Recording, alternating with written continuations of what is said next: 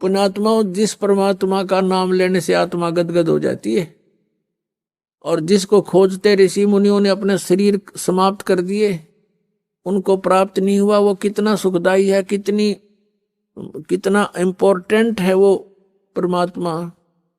जैसे शेख फरीद जैसे महापुरुष ने 12 वर्ष तक कुएं में उल्टा लटक के साधना करके उसको पाना चाहा, और एक मंसूर नाम के महापुरुष थे, परमात्मा पाने के लिए उसके टुकड़े टुकड़े कर दिए समाज ने। उसने उस परमात्मा की चाह को, परमात्मा की भक्ति को नहीं त्यागा। तो कहते हैं जाके ऊपर एती बीती कैसा है वो भगवान, जिसके लिए ऐसे ऐसे कष्ट सहन किए महापुरुषों ने, वो कैसा है वो भगवान। और वो परमात्मा सहज स्वभाव में और नीमा के सीने से बालक रूप में लगा हुआ है। पुण्यात्मा एक स्वभाव होता है, जैसे चंदन का पेड़ में ठंड होती है, बर्फ के अंदर स्वभाव है उसका ठंडा करने का, शीतल स्वभाव होता है, ऐसा ही परमात्मा का गुण है। अब वो परमात्मा जिसमें वो गुण है कि जो जिसके साथ रहे उसके सभी दुखों को दूर कर देता है, उसके शरीर के कष्ट को भी दूर कर देता है, और एकदम उसको एक अलग सा आभास होता है। अब उस परमात्मा को गोदी में लेकर के वो माई कभी बच्चे की तरह उसका मुंह से चूम चूम कर प्यार कर रही है, कभी मत सीने से लगा रही है और शुक्र मना रही है शंकर भगवान का। परमात्मा गोदी में और महिमा शंकर भगवान की हम न्यों भूल गए, हम ऐसे विचलित हैं। यहाँ गरीबदास साहब जी कहते हैं जगत का पेखना पेखा और धनी का नाम ना लेखा। शुक्र मना रही है शंकर भगवान का, और परमात्मा खुद कैसे आ रहे हैं, वो कौन है परमात्मा उसका पता भी नहीं। अब क्या कैसे उपमा की है गरीबदास साहिब जी ने अपने भगवान की। 84 बंधन कटे किन्नी कल्प कबीर, भवन चतुर्दश लोक सब ये टूटे जम जंजीर। अंत कोट ब्रह्मंड में बंदी छोड़ कहाए, सो तो एक कबीर हैं जननी जने नमाए। शब्द स्वरूपी साहेब धनी शब्द सेंद सब माही, बाहर भीतर रम रहा जहां तहां सब ठाही। जल थर पृथ्वी गगन में वो बाहर भीतर एक, पूर्ण ब्रह्म कबीर हैं अवगत पुरुष अलेख। सेवक होकर उतरे इस पृथ्वी के माही, जीव उदाहरण जगत गुरु बार बार बल जाही। पुण्यात्माओं, जैसे तुलसीदास जी ने लाखों वर्ष पहले की घटी हुई घटना रामायण को अपनी चौपाइयों के माध्यम से पुनः ज्यों का त्यों अंकित कर दिया, क्योंकि उनकी दिव्य दृष्टि खुल गई थी।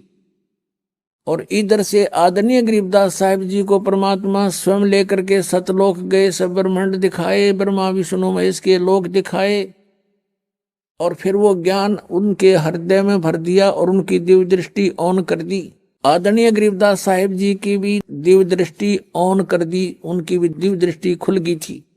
अब यहाँ दिव्य दृष्टियों का भी अपनी अक्षमता होती है दिव्य दृष्टियों की। अब जैसे एक सूक्ष्मदर्शी जिसको दूरबीन बोलते हैं, उनकी एक रेंज होती है, क्षमता होती है कि कहाँ तक देख सकते हैं। ऐसे ही श्री तुलसीदास जी की दिव्य दृष्टि की रेंज थी, उन्होंने श्री कृष्ण यानी श्री विष्णु और श्री राम तक ही उनकी दिव्य दृष्टि काम करे थी, और उस सत्र का उन्होंने ज्यों का त्यों चित्रण कर दिया अपनी वाणी में। ऐसे आदरणीय गरीबदास साहिब जी की दिव्य दृष्टि और आल काम करे थी, परमात्मा पूर्ण ब्रह्म की दी हुई थी, उसकी क्षमता ज्यादा थी। तो उन्होंने असंख्यों वर्ष पहले जो सृष्टि रचना की वो भी ज्ञान दिया, जो परमात्मा कबीर जी ने रची थी। और सतयुग त्रेता द्वापर में जो लीलाएं परमेश्वर ने आकर की थी वो भी ज्ञान दिया। पुण्यात्माओं, भगवान पहचानना पड़ेगा हमने, और जब तक हम परमात्मा को नहीं पहचानेंगे और भगवान को हम नहीं जान सकेंगे तो हमें कोई भी भ्रमित कर देगा और हम मार्ग से विचलित होकर अपना फिर जीवन नाश कर जाएंगे। परमात्मा ने आपको विद्या इसलिए दी है कि आप परमेश्वर को पहचान सकोगे, सदग्रंथों को जान सकोगे कि हमारे सदग्रंथ क्या बताते हैं, और जिन महापुरुषों ने परमात्मा को देखा वो क्या बताते हैं, और जिन्होंने भगवान मिला नहीं वो क्या ऊट पटांग बकते हैं। तो फिर हम उनसे हटकर अपने तत्व मार्ग को ग्रहण करेंगे, तत्व ज्ञान को ग्रहण करेंगे। जीवन कल्याण होना तो बहुत आसान है। हमें ये विश्वास होना कि हु इज गॉड, परमात्मा कौन है और उसकी वे ऑफ वर्शिप क्या है, यथार्थ वो कहाँ प्रमाण है। जब हमें ये विश्वास हो जाएगा फिर तो नाम में जपना है, भक्ति करनी है और मर्यादा तो रहना ही है, क्योंकि बीड़ी शराब मांस तम्बाकू ये यहाँ के संसार के चोचले ये हमें आवश्यकता ही नहीं है, तो बकवाद है सारी। तो इनको तो अपने आप ही छोड़ना पड़ेगा। और जो अन्य उपासना हम करते थे वो गीता में मना है कि शास्त्र विधि को त्याग कर जो मनमाना आचरण करते हैं उनको न तो सुख हो, न उनको कोई सिद्धि प्राप्त हो, न उनकी गति हो। फिर किस लिए भक्ति करते हैं? इन तीनों वस्तुओं के लिए भक्ति करते हैं। तो श्री गीता जी में ना तो कि तीर्थ पर जान का संकेत आदेश प्रावधान, और ना हरे कृष्ण हरे राम राधे राधे मिला श्याम, ये कोई मंत्र नहीं। तो ये जो साधना, ये मंत्र, ये सब व्यर्थ है। श्राद्ध निकालना गीता मना कर रखा। 9वें अध्याय के 25वें श्लोक में कहा कि अर्जुन, भूत पूजने वाले भूत बनेंगे। ये श्राद्ध निकालना, अस्थि उठाना, जल प्रवाह करके आना, ये सारे जो है ना भूत पूजा है। श्राद्ध निकालना, फिर तेरहवीं करना, ये सारी भूत पूजाएं हैं। मरने के बाद जो पूजा की जाती है भूत पूजाएं कहलाती हैं। तो इसमें लिखा है कि जो भूत पूजेंगे भूत बनेंगे, देव पूजेंगे देवताओं के पास जाएंगे, उनके नौकर लग के वहां धक्के खाओगे, उनके लोक में चले जाएंगे, और मुझे, मेरी भक्ति करने वाला मुझे प्राप्त होगा। तो कहने का भाव ये है कि गीता जी में श्राद्धों को मना किया है, तीर्थ व व्रतों का उसमें कति उल्लेख नहीं, बल्कि 6 अध्याय के 16वें श्लोक में व्रत करने वालों के लिए भी मना किया है। उसमें कहा कि अर्जुन, ये योग यानी भक्ति न तो अधिक खाने वाले की और न बिल्कुल ना खाने वाले की, बिल्कुल ना खाना व्रत रखना, और ना घना जागने वाले की और ना घना सोने वाले की, ये कभी सफल नहीं होती। तो व्रत मना कर रखा। और ये एकादशी के व्रत की नरी महिमा गावे ये नकली संत, और फिर तीर्थों पर भ्रमण करवावे, वहां जाने से मोक्ष हो जाता। अगर तीर्थों पर जाने से मोक्ष होता तो गीता जी में अवश्य अंकित होता। और हरे कृष्ण हरे राम ओम नमः शिवाय एवं नमः, अगर ये मंत्र सही होते तो गीता जी में वर्णन होता। जो गीता जी में वे ऑफ वर्शिप नहीं है, वो शास्त्र विधि त्याग कर मनमाना आचरण है, वो हमने नहीं करना चाहिए, वो व्यर्थ है। फिर भगवान को पाना बहुत आसान। गीता जी में कहा कि मेरी भक्ति करनी है तो ओम इति एकाक्षरम ब्रह्म व्यवहारण माम अनुस्मरण ये पर्याति तो जन्देहम सयाति परमाम गति। 8वें अध्याय के 13वें श्लोक। मुझ ब्रह्म का केवल एक ओम मंत्र है, नथिंग एल्स। अंतिम सांस तक भक्ति करता हुआ जो शरीर छोड़कर जाता है सो याति परमाम गति, वो मेरे यानी ब्रह्म से मिलने वाली जो परम गति है उसको प्राप्त होता है। कहाँ? ब्रह्म लोक में चला जाता है। और गीता ज्ञानदाता अपने विषय में कहता है 4थे अध्याय के 5वें और 9वें श्लोक में, 2रे अध्याय के 12वें श्लोक में, 10वें अध्याय के 2रे श्लोक में कि अर्जुन, मेरे और तेरे बहुत जन्म हो चुके, तू नहीं जानता। इससे सिद्ध हो गया कि गीता ज्ञानदाता भी नाशवान है, जन्म मृत्यु होती है। तो इसके उपासक भी इस दीर्घ रोग से ग्रस्त रहेंगे, परम शांति हो ही नहीं सकती जब तक जन्म मृत्यु है, शाश्वत स्थान इसको मिला नहीं। तो 18वें अध्याय के 62वें श्लोक में इसलिए कहा कि तू सर्वभाव से उस परमेश्वर की शरण में जा, उसकी कृपा से ही तू परम शांति को और सनातन परम धाम को प्राप्त होगा। अब सनातन परम धाम जो सदा रहने वाला सतलोक को चला जाएगा, वहां परम शांति होगी। 8वें अध्याय के 5 और 7 श्लोक में कहता अर्जुन तो मेरी भक्ति कर मुझे प्राप्त होगा, पर युद्ध करना पड़ेगा, युद्ध भी कर। और युद्ध करने वाले को शांति कहाँ? तो ओम से शांति नहीं हो सकती। ओम का जाप ब्रह्म का, ब्रह्म कह रहा है मेरी प्राप्ति के लिए ओम जाप कर, युद्ध भी कर, करना ही पड़ेगा। और तुझे परम शांति चाहिए तो उस परमात्मा के पास जा,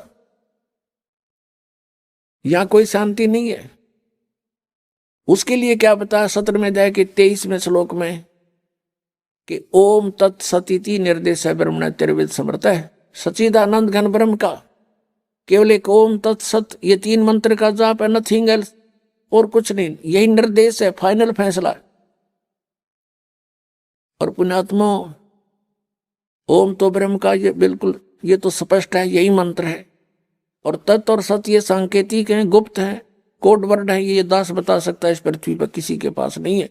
यदि कोई इस दास से ये सुनकर फिर आगे आप पे प्रभु पाक जाएगा, गुरु बन जाता है, नाम देता, वो अनधिकारी है, वो सबसे बड़ा शत्रु है आपका। क्योंकि एक छोटा सा लाइसेंस आप बनवाते हो, ड्राइविंग लाइसेंस या पासपोर्ट, वो भी नकली कोई बना देगा तो वहां पकड़ा जाएगा जहां पर उसकी आवश्यकता पड़ेगी, फिर उसमें बहुत देर हो चुकी होगी और सजा के पात्र भी होंगे, दोनों होंगे, बनाने वाला भी बनवाने वाला भी। तो ये ओम तत्सत ये 3 मंत्र अभी आपको बताया था 15वें अध्याय के 16 और 17 श्लोक में 3 पुरुष है, एक सरपुरुष, एक अक्षर पुरुष, एक परम अक्षर पुरुष। 8वें अध्याय के मंत्र 1 में अर्जुन ने पूछा कि हे प्रभु, आपने 7वें अध्याय के 29वें श्लोक में जिस तत्परम के विषय में कहा कि उसको जानने के बाद फिर तो जरा मरण से ही छूटने का प्रयत्न करते हैं साधक, यहाँ की किसी वस्तु नहीं मांगते। तो 8वें अध्याय के 1 मंत्र में पूछा किम तत्परम, 8वें अध्याय के 3रे श्लोक में कहा कि वो परम अक्षर ब्रह्म है। तो 15वें अध्याय के 17वें श्लोक में वो परम अक्षर ब्रह्म की तरफ है कि संकेत है कि उत्तम पुरुष है तू अन्य परमात्मा इति उदाहरते, ये लोग तरम अविश्य विवर्ती अवैश्वर है। तो 3 पुरुष है, एक सरपुरुष, ओम तो सरपुरुष का नाम है, सरब्रह्म भी कहते हैं इसको, ज्योति निरंजन काल भी कहता है ये। और अक्षर पुरुष, इसका ये तत्व मंत्र है, ये गुप्त है, ये दास बताएगा। और ये ओम और तत्व मिलकर 2 अक्षर का नाम बनता है, ये सतनाम कहलाता है। राधा स्वामी वालों की पुस्तक आपको दिखाई थी, वो सारवचन वार्तिक और शिवजाल जी के वचन थे, उसमें सतनाम का उन्हें पता नहीं, यो खान का है पीन का, ये कोई स्थान है या कोई भक्तिकरण का या कोई एंड बैंड बोल रहे सारी। तो वो कहाँ के सतलोक जाएंगे, वो उनके अनुयायी कहाँ आंख नीचे बैठे हो अज्ञानियों के पीछे, भूल लगी है भारी और जीवन व्यर्थ हो रहा उन भोली आत्माओं का। तो गीता जी में जो लिखा उसके अतिरिक्त हम जो साधना करते हैं वो शास्त्र विधि त्याग कर मनमाना आचरण, उससे कोई लाभ होना ही नहीं। तो उस परमात्मा को जिसको हम पाने का प्रयत्न करते रहे और उसने स्वयं ही आकर ये ज्ञान बताना पड़ा। यहां क्या बताते हैं कि सेवक हो के उतरे इस पृथ्वी के माही, जीव उदाहरण जगत गुरु बार बार बलि जाहि। आदरणीय गरीबदास साहब जी कह रहे हैं कि उस परमात्मा के विषय में जो 4 वेद बताते हैं कि वो परमात्मा ऐसी लीला किया करता है और ये अज्ञानी लोग उनको समझ नहीं सके क्योंकि इनकी साधना शास्त्र अनुकूल नहीं थी। और वेदों में लिखा कि वो परमात्मा सतलोक से चलकर आता है और कवियों की तरह आचरण करता है और निराकार की तरह है वो, इनको निराकार निराकार कहने वाले। तो वेदों में जो ज्ञान है वो परमात्मा की महिमा लिखी हुई है और उन वेदों में लिखी वर्णित जो व्याख्यान है उनके ऊपर कबीर साहब, काशी वाले, बनारस वाले, ये ही खरे उतरते हैं। तो यही हमारे भगवान है। तो परमात्मा पाने में जरा सी भी देर नहीं होगी जब हमें ये विश्वास हो जाएगा कि ये परमात्मा है। सब वेद गवाही देते हैं, आंखों देखा संत गवाही देते हैं, और ये है way of worship, nothing else. फिर हमारे पास शेष बचेगा क्या? शंका जो है इस जीव की सबसे बड़ी शत्रु है। और जब तक शंका समाप्त नहीं होंगी भक्ति हम कर नहीं सकते, क्योंकि करते रहेंगे लेकिन बीच में कोई ना कोई आके आपको डिस्टर्ब कर सकता है कि ऐसा नहीं है, ये तो ऐसा है भगवान। आप जब शंका रहित नहीं हो तो उसकी मान लोगे। ऐसे हम अभी तक इन नकलियों के पीछे लगे रहे। किसी ने जरा सा कोई भिन्न सा ज्ञान सुनाया, उसको छोड़ उसके पीछे, उसने जरा सा कुछ भिन्न ज्ञान सुनाया, उसे छोड़ उसके पीछे, और अपना जीवन नष्ट कर गए, क्योंकि इनको कोई ज्ञान नहीं था इन ऋषि महर्षियों को। अब परमात्मा पाने के लिए ये पता होना चाहिए कि हमारा कौन भगवान है और कहाँ प्रमाण है। अब ये सैकड़ों प्रमाण दास ने दे दिए। जिन महापुरुषों ने भगवान मिले उनने यही नाम जपे, 2 अक्षर का सतनाम, एक ओम, एक ये तत् गुप्त है। जिनको मिल चुका है वो मंत्र, उनको पता है सतनाम में दूसरा मंत्र कौन सा है।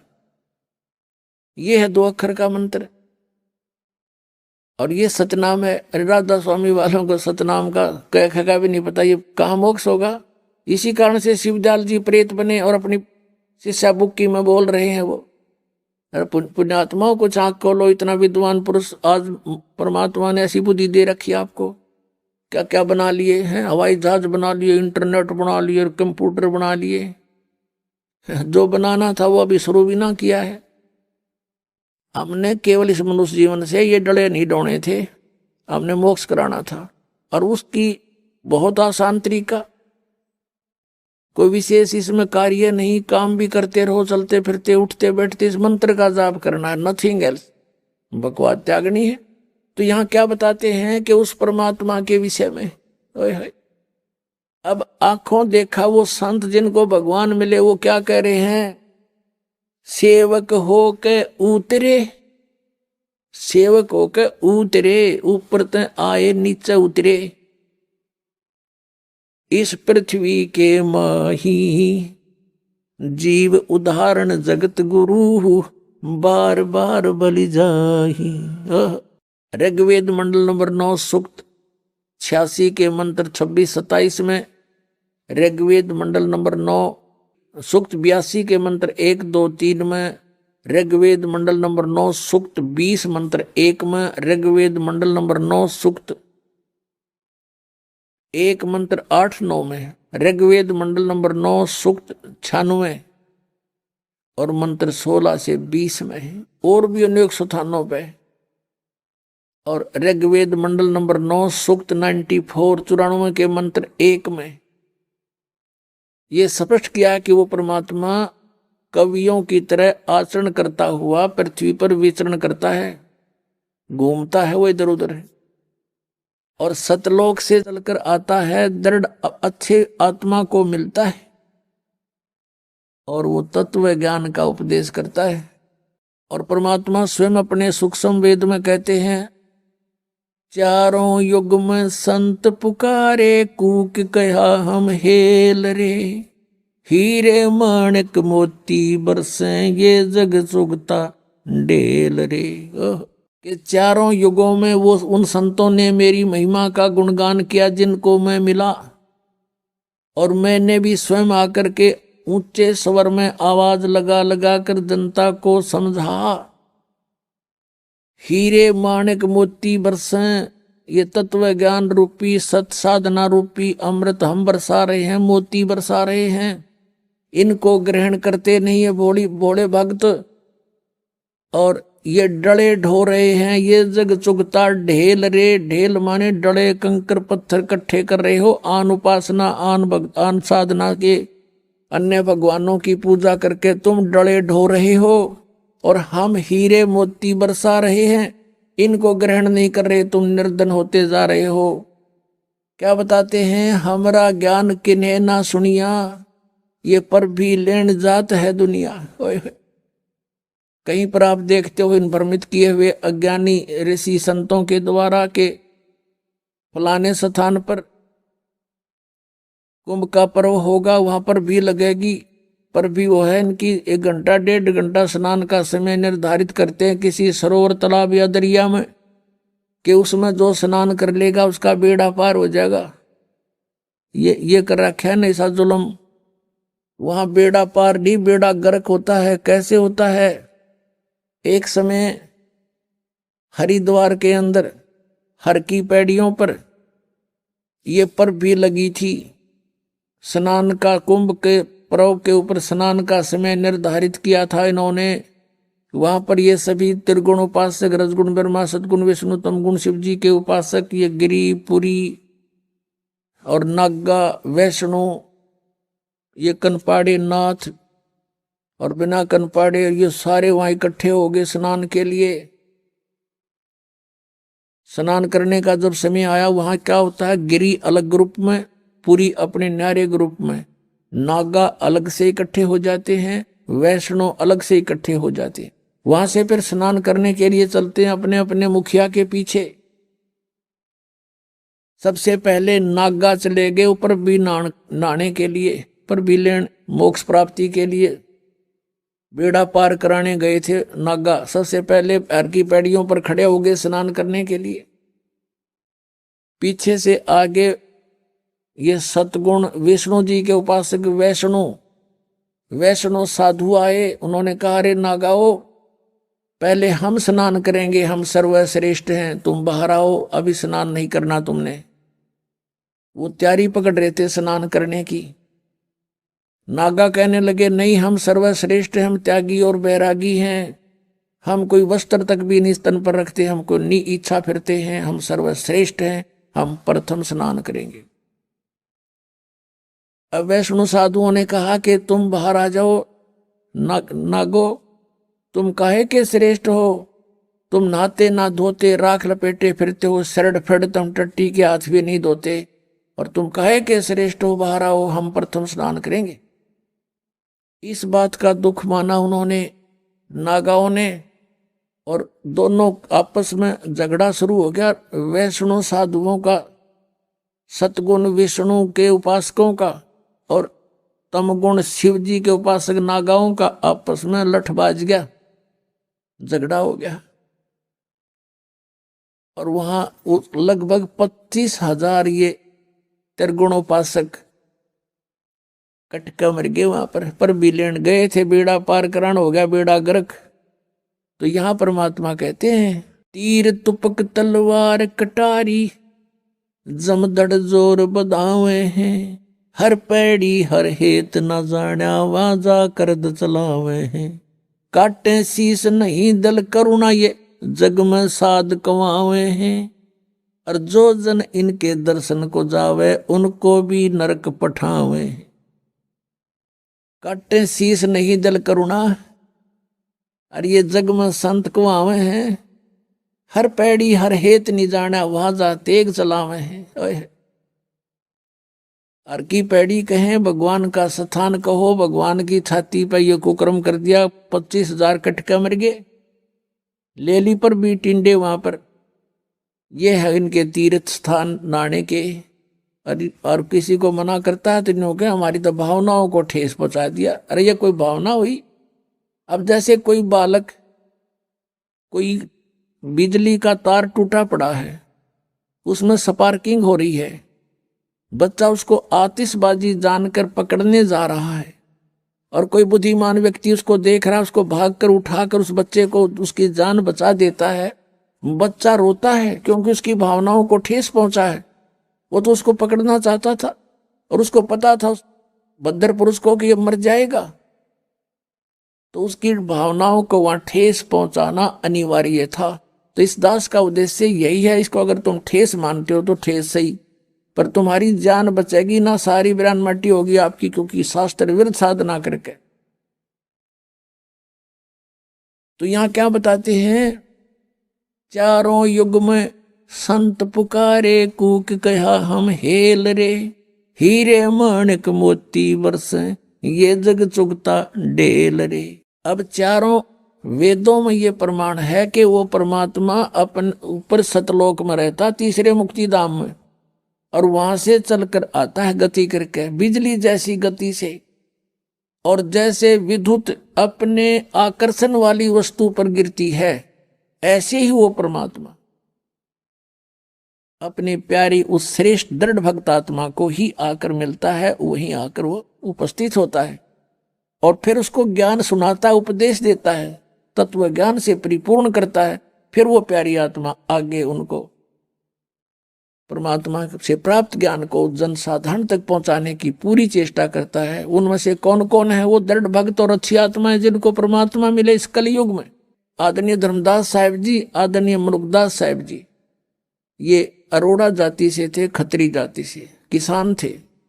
और आदरणीय दादू साहिब जी, आदरणीय नानक साहिब जी, जो सिख धर्म के प्रवर्तक हैं, लेकिन ये भी कालूराम मेहता खत्री यानी अरोड़ा जाति से ही थे और सिख धर्म के प्रवर्तक यही माने जाते हैं। आदरणीय दादू साहिब जी, आदरणीय गरीबदास साहिब जी, गांव छुड़ानी, जिला झज्जर, हरियाणा वाले, जिसके उपलक्ष्य में ये शुभ समागम हो रहा है। जिस दिन परमात्मा कबीर साहब सतलोक से चल कर आए थे, वो सतपुरुष और अपनी उस दृढ़ भक्त अच्छी आत्मा गरीबदास जी को मिले थे, सचखंड दिखा था और वापस छोड़े थे। ये वही समागम हो रहा है।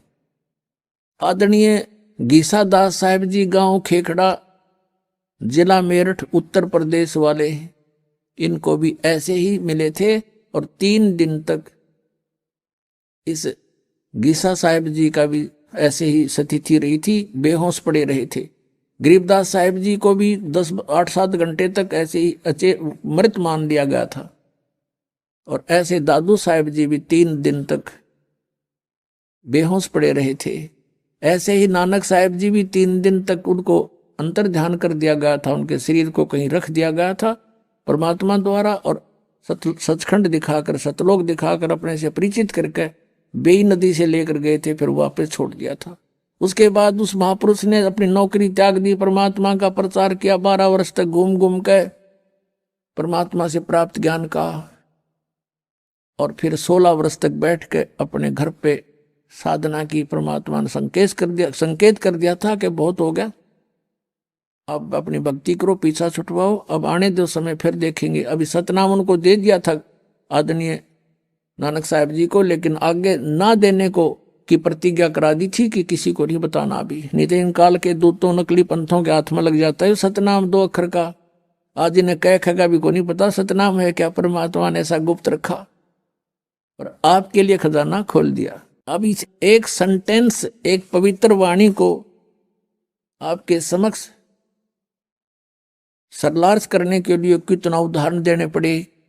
कौन सी वाणी को? ओए होए, सेवक होकर उतरे इस पृथ्वी के माही, जीव उदाहरण जगत गुरु, बार बार बलि जाही। पुण्यात्मा, आप तो बालक हो और काल के नकली सुख की भांग पिए पड़े हो। जिसका बालक बिगड़ जा, निकम्मा हो जा, शराब स्वरूप पी के कितनी गिरा पड़ा हो, तो पिता को माता को पता लग जाए, दौड़े जाया करें, उसने लाओगे, उठा समझा बुझा के नवाव धोवाएंगे, उसको कोई ऐसी औषधि देंगे जिससे उसकी शराब उतर जा, क्योंकि वो उसके हमदर्द हैं। तो आप तो हम सभी काल की भांग पिए पड़े हैं। कबीर साहब कहते हैं, कबीर ये माया अटपटी और सब घट आन अड़ी, किस किस न समझाऊं या कुआ भांग पड़ी। सब एक ही प्रकार की बातें बोलते हैं, इनमें माया दिखाई देती है और कुछ भी ना दिखता। इनको मालूम है कि वो व्यक्ति करोड़पति था, 1 सेकंड में मृत्यु होगी। अब कहाँ गया वो करोड़पता, उसके साथ कहाँ गई वो माया।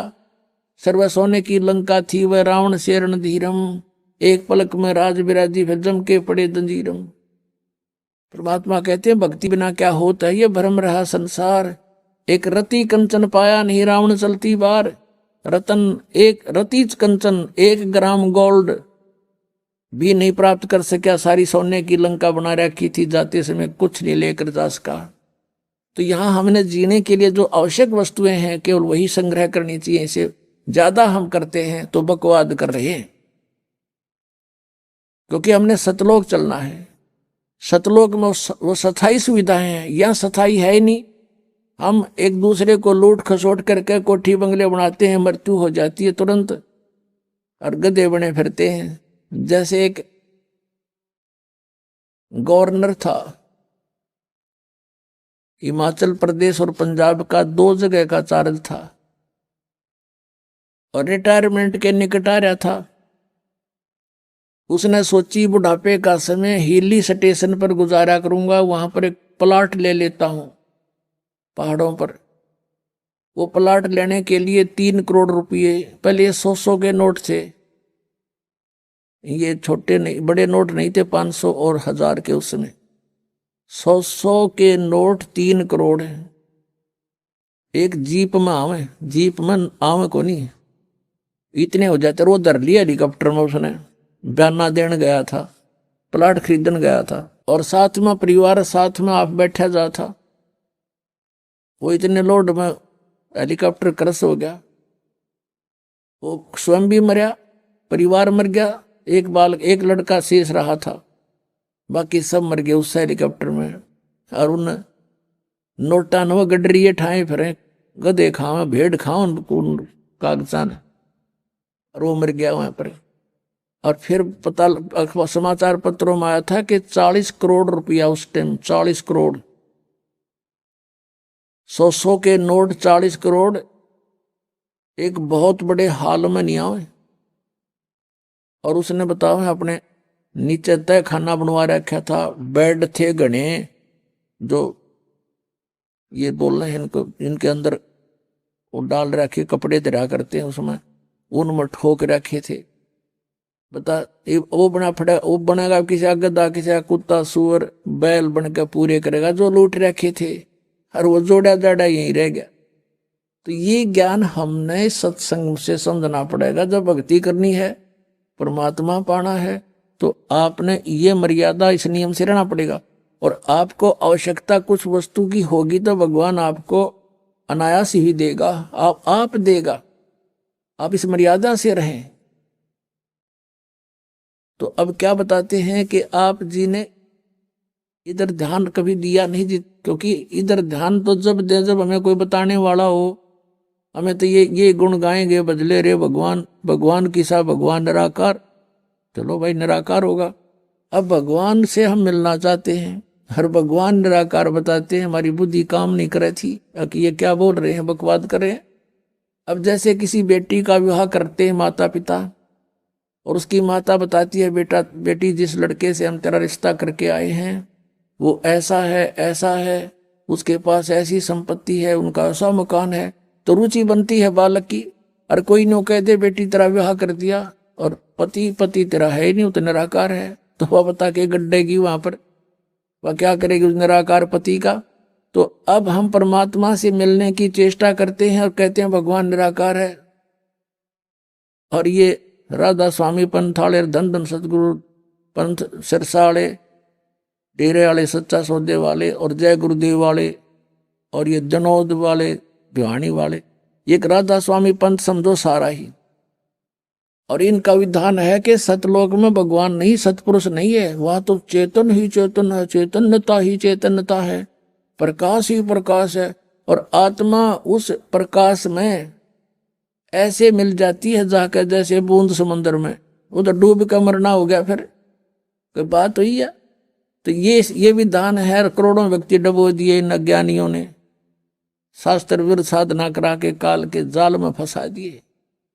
अब कहें तो दुख मानते हैं श्रद्धालु भी के रामपाल तो आलोचना करता है, आलोचना की परिभाषा बदल ली तुमने ज्ञान के कारण। सत्य कहना आलोचना नहीं होती, वह सत्य होती है। आलोचना होती है किसी के बारे में झूठी बकवाद करे। हम तो विद प्रमाण बोलते हैं, आप ही के पुस्तकों से दिखाते हैं कि ये देखो दुर्गति हो रही तुम्हारे इस परम धनी शिवजाल की, भूत बनकर अपनी शिष्या बुक्की में फिर शंका समाधान करने लग रहा बैठ के। वो कहते हो तो अनामी लोक में चला गया, अनामी लोक में कहाँ गया, तो बुक्की लोक में आ गया। अब यहाँ क्या बताते हैं, सेवक हो के उतरे इस पृथ्वी के माही, जीव उदाहरण जगत गुरु बार बार बलि जाही। गरीबदास जी कह रहे हैं कि एक दास बनकर आए भगवान, सेवक होके उतरे इस पृथ्वी के माही, उतरे सतलोक से चल के आए, और किस उद्देश्य से, जीव उदाहरण जगत गुरु। और कहते हैं बार बार बलि जाऊं मैं, गरीबदास जी कहते हैं बलिहारी जाऊं इस परमात्मा के ऊपर जो किसे दयालु हैं, कैसे दयालु हैं। सतलोक से इतने सुंदर लोक को छोड़कर हमारे लिए यहाँ आते इस गंदे लोक में जहां पर आहार भी उपलब्ध नहीं ढंग का। और दास बन के आए कबीर दास, कबीर दास, सांस गेल जितनी वाणी बोली कबीर दास, दास कबीर।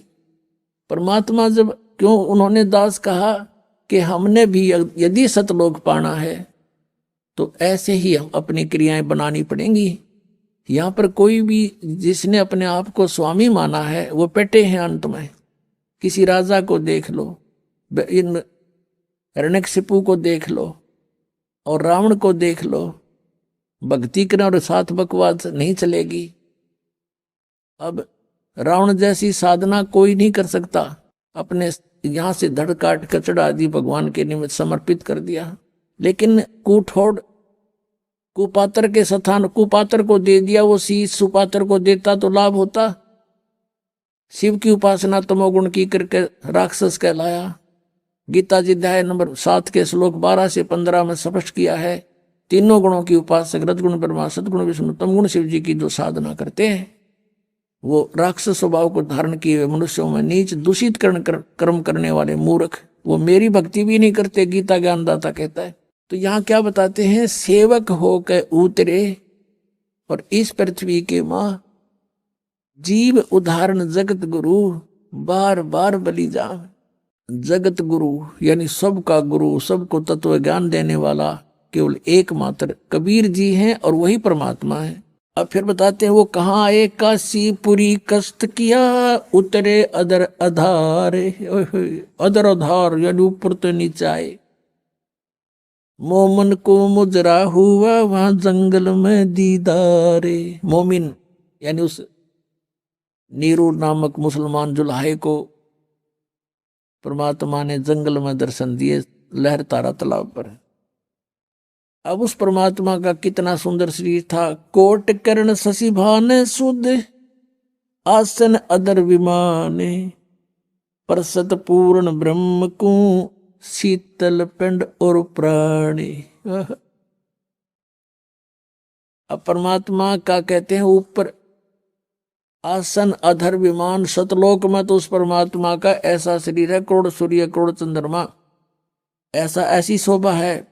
कोट किरण शशि भाने सुध, शशि माने चंद्रमा, भानु माने सूर्य।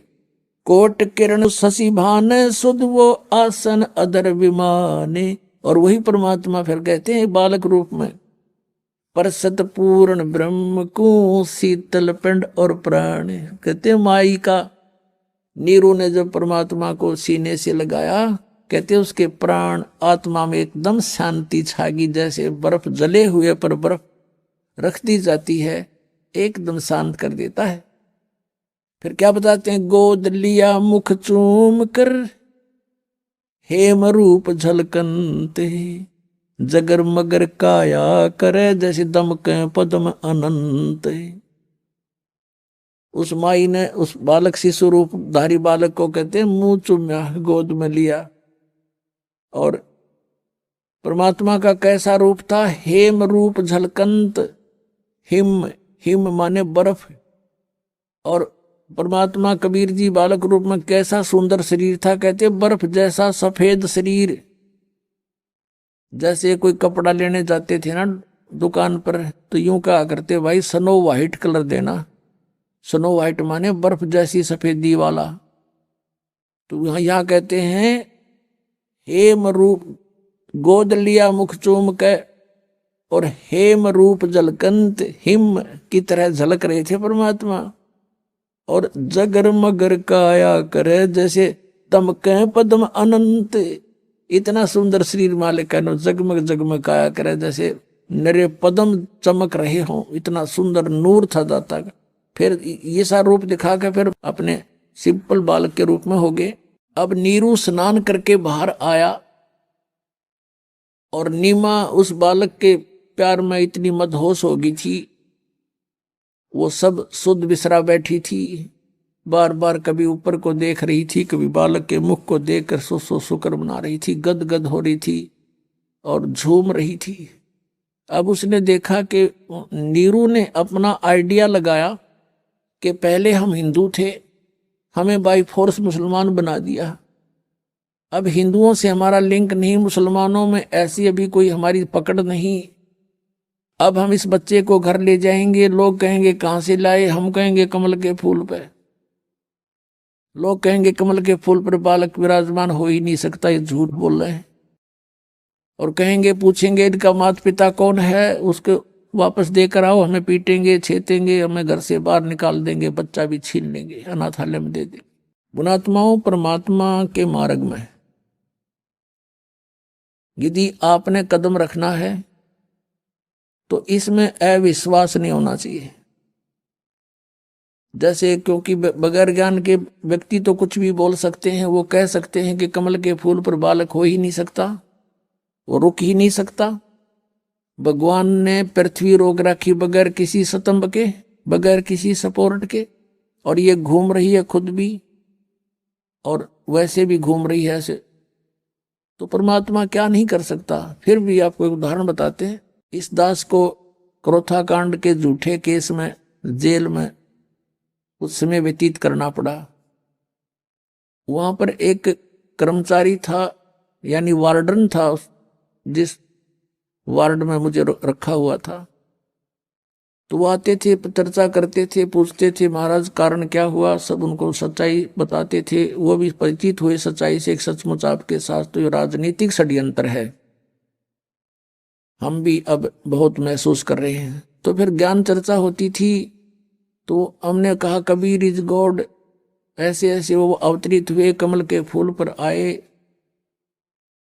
तो उससे पहले वही वार्डन, वो पुलिस वाला कह रहा था, 2 दिन पहले चर्चा चल रही थी, कहने लगे जी हमारा एक मित्र है पुलिस वाला, उसके घर पे एक बथुआ है। बथुए का पौधा आपने देखा होगा, 1.5-2 फुट का होता मैक्सिमम, हमने तो इससे बड़ा देखा नहीं था।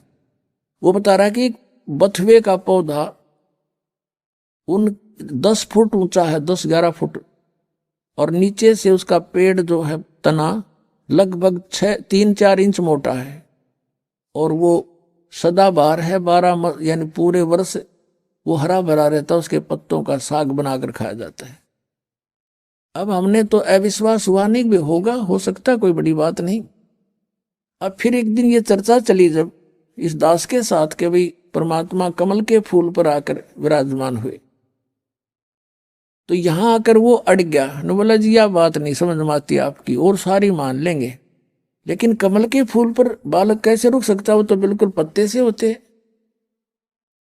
मेरे फिर वह बात याद आएगी, मैं कहने लगा भगत एक बात बताओ, आप परसों बता रहे थे कि आपके एक मित्र के घर पर एक बथुआ है, और वो 2-3-4 इंच मोटा उसका तना है, और 10 फुट ऊंचा लंबा है, ये संभव हो सकती है? कभी देखा तो नहीं, हमने तो 2 फुट से ऊपर कदे बथुआ देखा नहीं, हम किसान परिवार में जन्म हमारा, और आप ये कह रहे हो कि ऐसा धर्म, वो भी मान रहे हैं कि परमात्मा कुछ भी कर सकता है, उसकी बुद्धि सेट होगी तुरंत।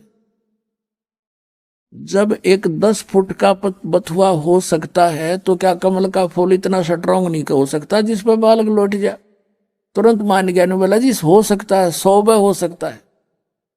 न्यो पे चल रहे थे हम, आप पे कह रहा है ऐसा बथुआ देखा, और मैं न्यो को नहीं मान सकता, मैं वो तो बथुआ इससे ऊपर होता ही नहीं, तो वो मान गया। तो पुण्यात्मा, ऐसे हमने सध्यात्म मार्ग को समझना है, इसमें इम्पॉसिबल नहीं होता कुछ भी।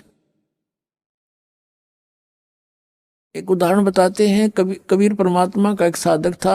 हम कैसे साधक हैं, हम भगवान के ज्ञान को अवश्य सुनते हैं, लेकिन मनमुखी तुरंत हो जाते हैं।